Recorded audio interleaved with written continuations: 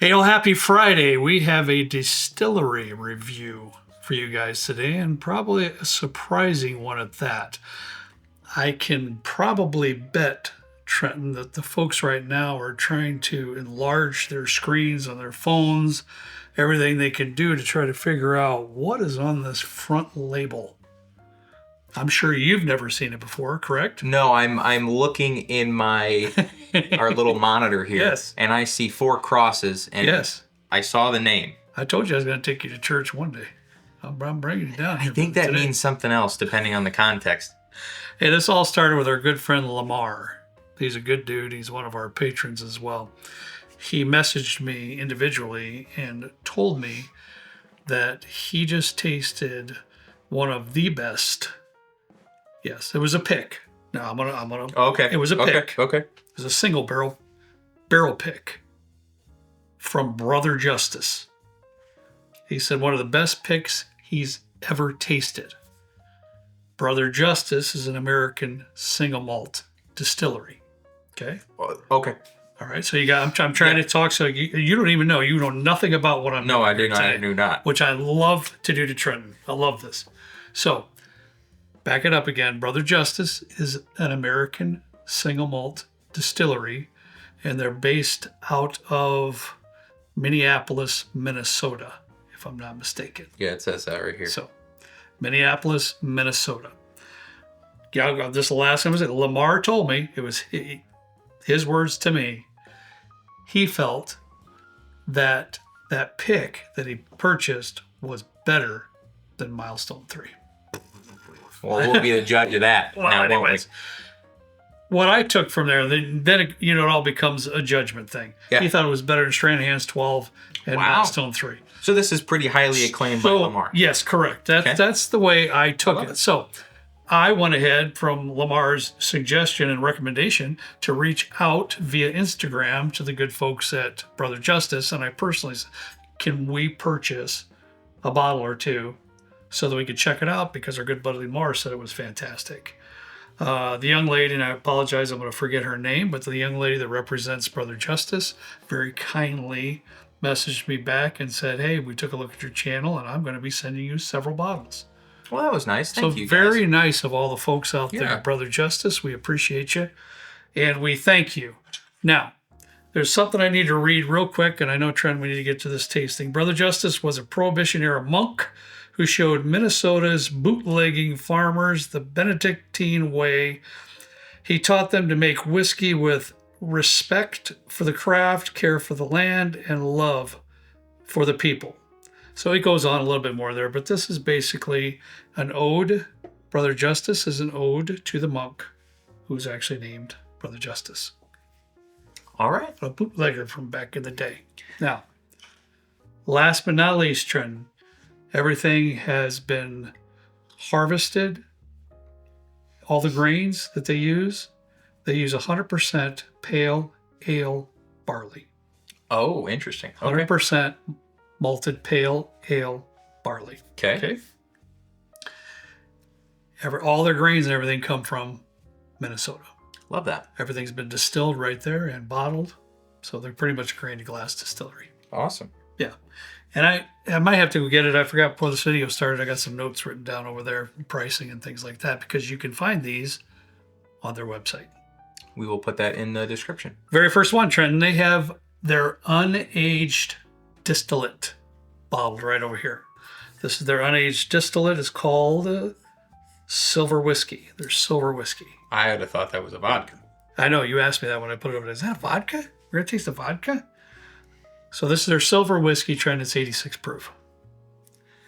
If my mind's right, it's about 65 something bucks. And you get it. So it's my pad of paper. And my apologies for that, because I want to be correct. I don't want to give you information. Thank you, but I don't want to give you any information that's incorrect. So I personally am not 100% in tune with all of the facts. So yeah, it's about 55 bucks. I'd be curious, because we've done probably at this point 50 barrel picks or something through Patreon, and on some of those picks, we are given the opportunity to try some of the White Dog right right off the still. 100%. And there have been some, like one of the most notable ones was at Barton. I thought Barton's White Dog was fantastic. Yeah. There has been some that doesn't have a ton of flavor. I'd be curious if anybody that is watching this like prefers White Dog over like regular aged whiskey. I'd be curious. Yeah. Please let us know in the comments, because I've had some that are better than others. This is fabulous. The aromas are great. It reminds me a lot, and of those of you that don't really drink or have some time with some agave spirits, it reminds me of a beautiful mezcal minus the smokiness. That's what I'm getting. There's all kinds of tropical notes coming out of this thing. You get to the pineapples, mangoes, the whole 9 yards. What was that thing that Absolutely. Jose brought? We did the video with him, and was it a Pachuga mezcal? Yes.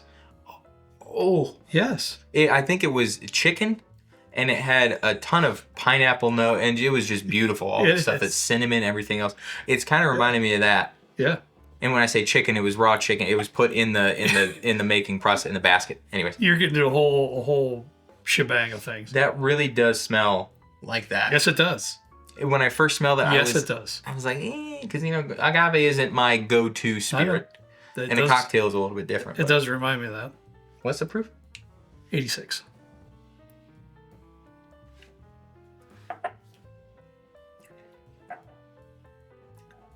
Yeah.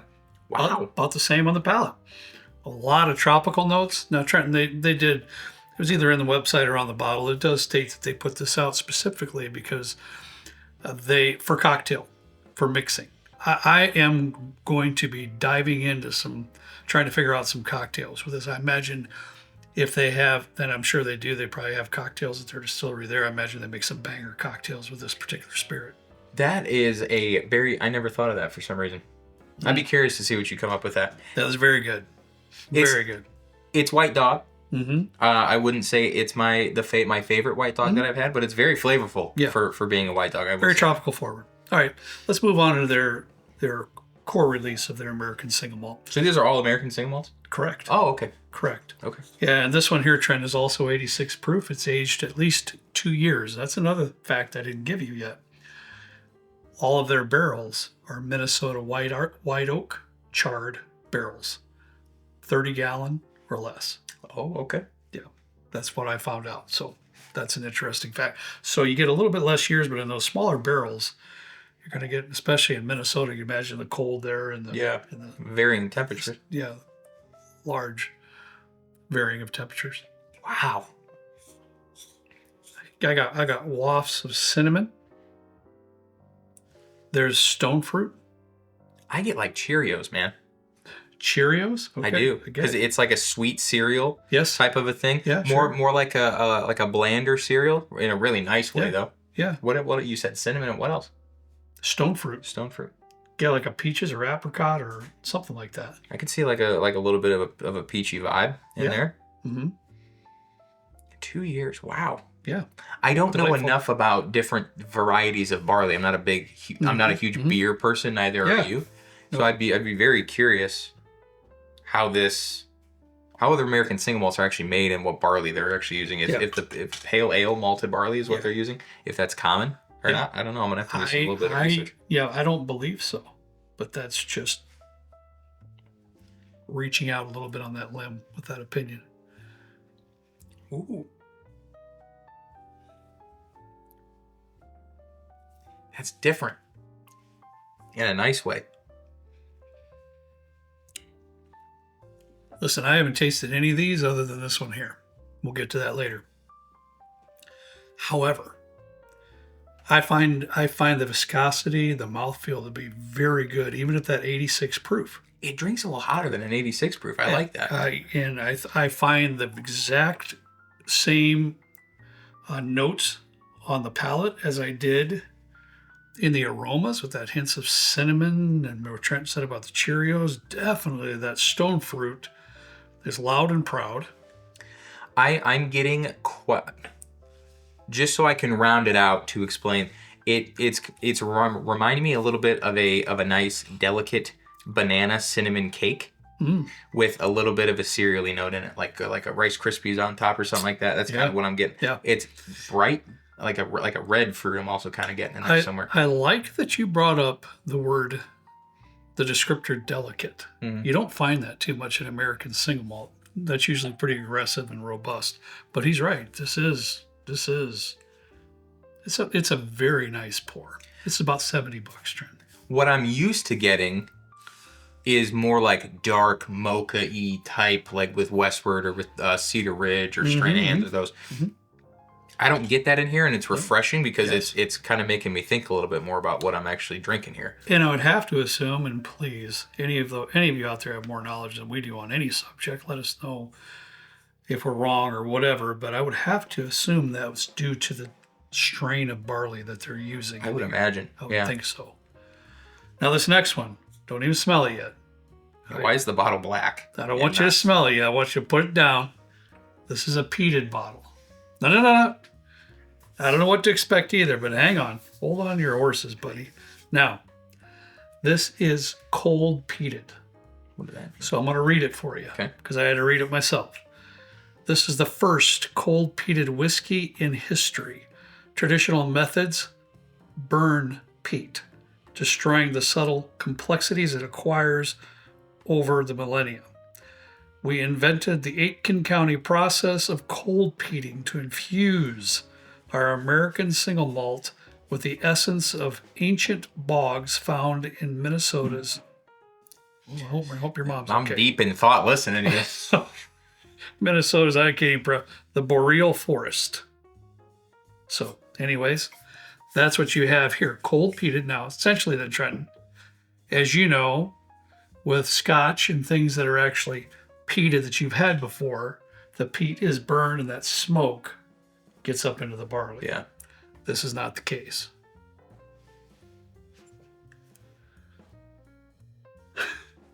I get no peat on this. I have to admit, I smelled the bottle, so I didn't either because I was worried for Trenton. But I didn't either. I was waiting for you to speak first, but the interesting thing is if you didn't tell me that this was peated, I wouldn't have guessed it was peated. Yeah. I would have guessed this was a different spirit entirely. Yeah. Because whatever is happening with this cold peat method is really interesting. Some sincere dark chocolate notes in here. A lot. Almost to the sense of a bitter dark chocolate that I love so much. I love that stuff. But also there's some sweet lighter notes in there too. I get like a dried cranberry covered in like a dark chocolate. I can take that. The chocolate is what's most profound. Very chocolatey. It's very chocolatey. Oh, interesting. Mm-hmm.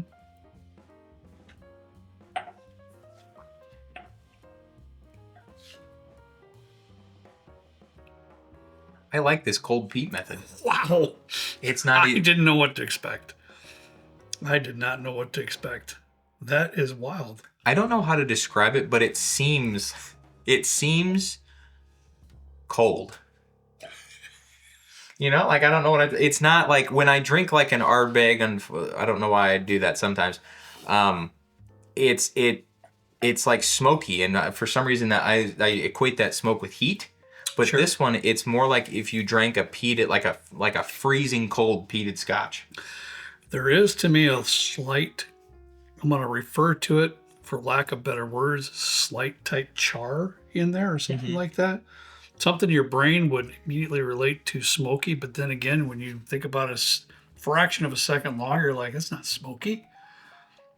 But that chocolatey note is still there, and I'm going to refer to it as the burnt edges of the brownie. Dude, that's a great one. That's exactly what I'm getting off of here is those burnt edges of the brownie.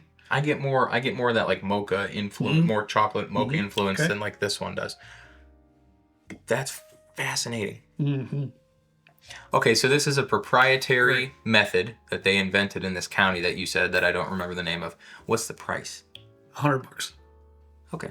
Yeah. I hear proprietary and we invented it, and immediately my mind goes, okay, Well, that's going to be you have more of a process. Yeah. There's more of a process. Not that $100 isn't a lot for a bottle of whiskey. It is.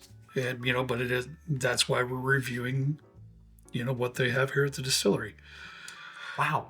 Last but not least, buddy, I think it's called, can you check the label? I think it's called Founder's Reserve. Founder's Reserve, That one bumps the proof. proof. This is another 86 proof here, so it's primarily 86 proof, and this one is 124.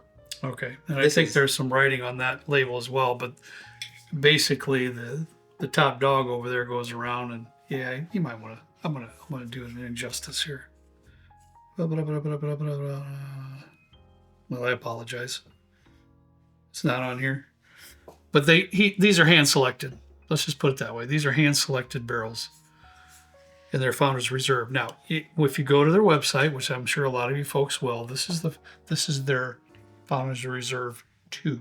This one's not available on their website. Founder's Reserve 3 is available, just so you know. And I apologize, Trent. What was the proof on that? I know 124. Okay, bumped up quite a bit. So basically, then probably cask strength, hand selected barrels, and with that, Trenton bumps the price a little bit to $130. Is this age stated?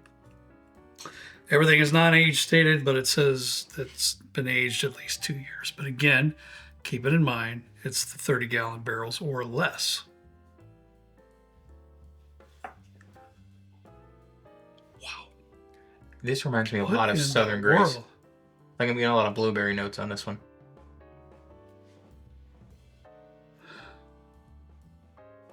That's like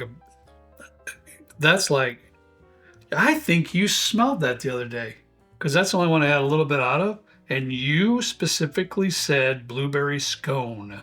Did I? Do you remember that? You did. Is this? And you even, we were right over there, and you even said, I don't even know what a scone is, but to me, I would say I don't. Blueberry scone. I swear in my life, that's exactly what you said, because this is the only one, as you can see the level, I've had a little bit of pour out of. Hear me out. The original Willy Wonka, when they have that scratch and sniff wallpaper, this smells like what I would imagine that would smell like, because it's got a bunch of like different fruits on it. It does. Like this, it seems like a fruit bomb. Really? Yeah, it does. Did I smell this the other day? It smells. It did. It smells familiar, but I'm also getting a conviction. You did. You smelled it right out of the bottle. It was sitting over there. I was just telling you this is what we have, and eventually we'll get to a distillery review. And I said, I told you I had a little bit of this one. It's pretty darn good. That's what I told you. That's so rich and just blueberry-y. Yep. Hints of cinnamon, just that light cinnamon again. Yeah. Lovely.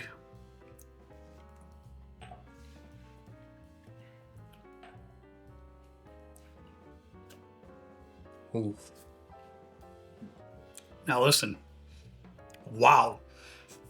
That viscosity jumped up with that proof. Did it not? Holy cow. It's coating the whole mouth. Oh. And you like to creep over on my side now, don't you? Sorry, dude. I'll get back over here. Well, it's over here, man. I'm getting into this one over here. This bottle's over here. I don't get into you. I'm just excited, man, because I've had a few sips of this, guys, but I haven't sat down with a pour. Wow. Seriously, if you guys purchased a conviction bottle after we've talked to, it seems like when we do a review every now and then, the people, when we post a link to the website, they end up selling out or something. So it seems like a lot of people maybe purchase one of those conviction bottles. This reminds me so much of if Conviction were to do an American single malt. Sure. The mouth feels fantastic. I love the proof point. Oh, incredible. It transfers almost exactly from the nose to the palate. 100%. What an elevated sip. It's dynamic. It immediately, that bottle, I'm telling you, will immediately jump into my top 5 American single malts in my collection. Now, I will I will. I'll tell you this too. I will not jump on a limb with Lamar and say this is better than Milestone 3 or Stranahan's 12. I would not agree with that. But this is not a barrel pick. I will follow up that statement by saying there might be a barrel laying around there somewhere that is just fabulous, even more elevated than the Founder's Reserve. Yeah. It's possible. It's possible. It's possible. It is that good where it could rival those two bottles. Very possible. We'll have to see if we can do some kind of a sample delicious. exchange with Lamar if he has that bottle at home, so we can see if there's a direct comparison we can make with the Milestone. Because I am always looking for fantastic American single malts. Seriously. Yeah, this was fun. This was downright fun, and I had a great time doing this. Thank you for watching. I think they have a fantastic variety of different whiskeys, all the way down to the silver here. I love the idea of cocktails. It's right in their own writing. I love that idea. Their base release is a very strong. It's an excellent American single malt. This is extremely unique. Very unique. This might be my favorite of the lot just because of how unique it is. Wow. Okay. This threw me for a loop. I mean, this is fantastic. This threw me for a loop because 86, 86, 86, and then I just get the shaft with 124 proof or whatever this is. Right. So it really did a number on my esophagus there. But this one, I don't know what I was expecting when I heard cold peat. I heard peat and I was like, I don't know about that. Right. This is really unique and I liked it, and I would most definitely come back to it and see what it's all about. These two are my top. These are my favorite. The guys, they're solid bottles. Yeah. All right, guys. In closing, thanks once again to the good folks at Brother Justus. And if you've been around this channel long enough, you know we don't gloat over tastings from people who give us bottles unless they deserve it. Correct. If they didn't deserve it, it might not make it to a show, or it might make it to top 5 most disappointing too. You never know. And one did this year, unfortunately. Unfortunately. But this is really good stuff. So you can be the judge of the price points and everything else.